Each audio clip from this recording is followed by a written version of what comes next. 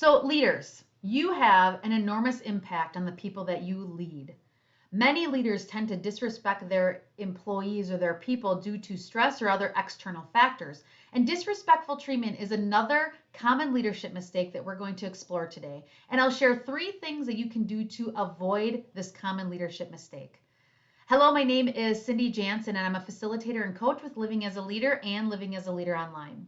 Oh, and stay tuned because at the end of this video, I have a free bonus for you. So, how many of you have behaved differently than what you intended? There are times that our actions show up in subtle ways, and although our intention is not to be disrespectful, our actions can come off as treating others disrespectfully. So, let me share some client stories that we've worked with.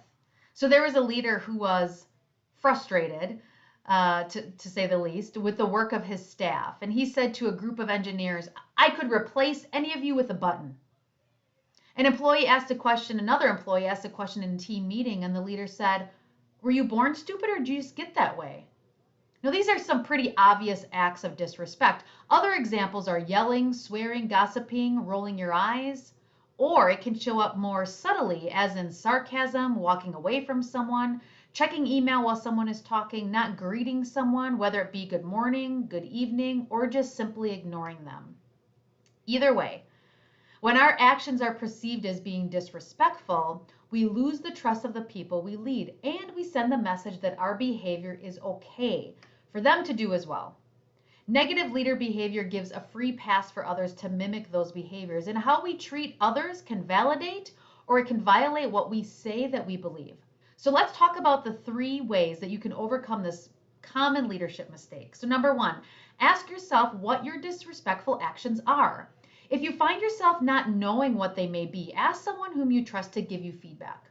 Number 2, now that you know what your disrespectful actions are, make a list of the things that you'll stop doing. And number 3, then stop doing them.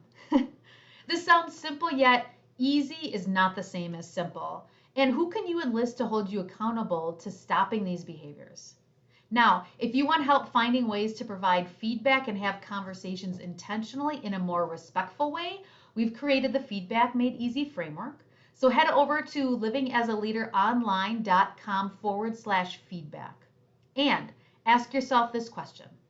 Do I want to be a day maker or a day breaker for my people? Thanks for watching. Have a wonderful day and happy leading.